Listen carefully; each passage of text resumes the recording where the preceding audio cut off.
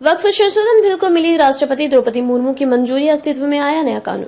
नई दिल्ली। वक्फ संशोधन विधेयक 2025 कानून बन गया है। मैराथन बहस के बाद संसद के दोनों सदनों से पारित विधेयक को राष्ट्रपति द्रौपदी मुर्मू ने शनिवार देर रात मंजूरी दे दी। इसके साथ ही राष्ट्रपति मुर्मू ने मुसलमान वक्फ निरसन विधेयक 2025 को भी अपनी स्वीकृति दे दी।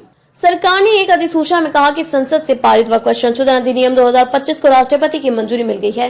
इससे पहले लोकसभा और राज्यसभा से वक्फ संशोधन विधेयक गर्मागर्म बहस के बाद पारित कर दिया गया था।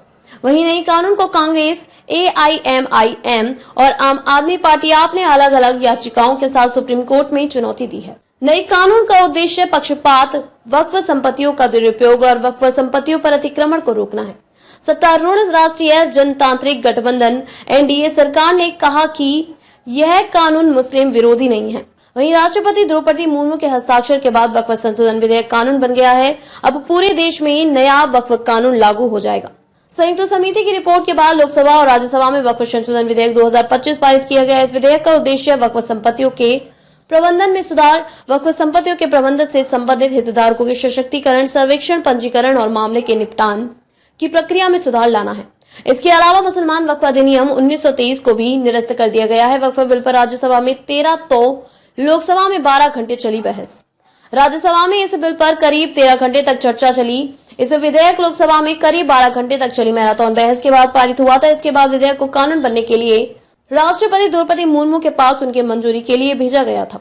इस पर उन्होंने हस्ताक्षर कर कानून बनाने को मंजूरी दे दी। JP नड्डा ने वक्फ अधिनियम के निपटने के तरीके को लेकर कांग्रेस पर कड़ा प्रहार किया था और आरोप लगाया कि कांग्रेस ने इस कानून को इस तरह बनाया है कि जिससे कथित तौर पर भूमाफियाओं को मदद मिल रही है। ओवैसी ने फाड़ दी थी बिल की कॉपी।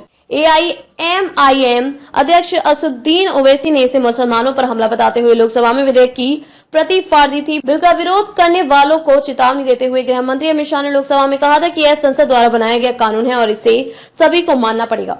यदि तुष्टीकरण के लिए कांग्रेस ने 2013 में वक्फ कानूनों की अति कठोर नहीं बनाया होता तो आज यह संशोधन लाने की जरूरत ही नहीं पड़ती।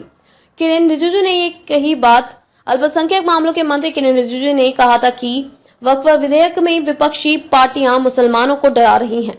उनका कहना था कि दुनिया में अल्पसंख्यकों के लिए भी भारत से ज्यादा सुरक्षित कोई देश नहीं है।